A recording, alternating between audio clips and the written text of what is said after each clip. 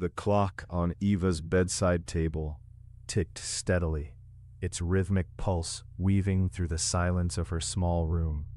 It was always 3:33 a.m. when she awoke, a bitter chill lingering in the air, seeping into her bones.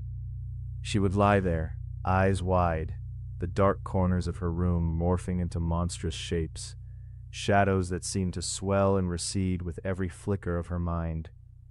On the third night, she noticed the scent of damp earth creeping under her door, no hint of rain having fallen. It clung to the air, heavy and musty, making her skin prickle. She turned her head towards the window, noticing the once pristine glass, now marred by tiny, fresh handprints tracing the inside.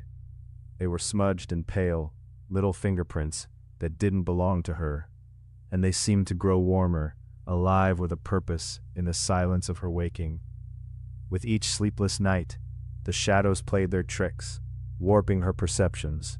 On the fourth night, the air thickened, a low hum vibrating beneath the walls.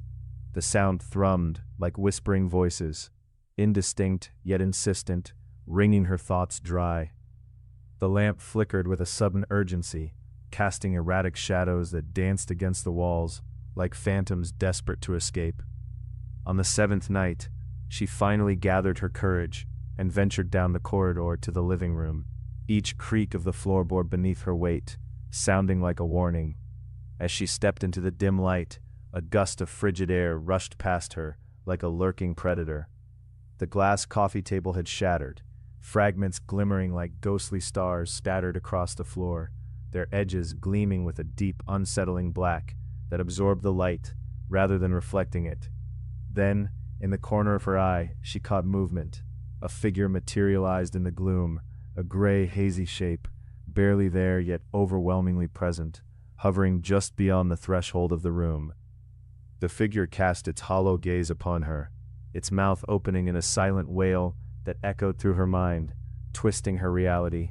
She stood frozen, a contraction of fear wrapping around her heart. The memory of the sight lingered, the ghostly figure, an echo of sorrow that seemed to beseech her for something lost, something forgotten. A pang of recognition flared in her mind, the image of her childhood home rising like a long-buried memory. The sudden understanding struck her. This entity was tied to an old family curse, a specter of anguish begging for release. Yet with that realization came the pain of connection. The figure raised a trembling hand, unfurling a crumpled piece of paper, torn and yellowed, still bearing her mother's handwriting. "You are the key," it whispered, though not in sound, rather a chilling voice resonating deep within her, igniting a dark memory of her family's past. In that moment, clarity washed over her. The chilling compulsion to awaken at 3:33 a.m. no longer felt like a curse, but a beckoning to reconcile lost ties with her ancestry. She reached for the sliver of paper, tenderness melding with fear, sealing their bond in the webs of the past. Once she grasped the note, the figure dissolved into the ether, leaving behind only a scent of earth and faint warmth. The air changed, becoming lighter, lifting the oppressive darkness that had clung to her night after night. Eva knew she had transcended the nightmare, crossing the threshold from dread to understanding. As dawn crept into her room, the last remnants of the ominous shadows slipped away, and the handprints on the window began to fade as if to say goodbye. The clock no longer startled her at 3:33 a.m. It simply marked the start of each new day, a reminder that some curses can indeed be broken, and some memories become light.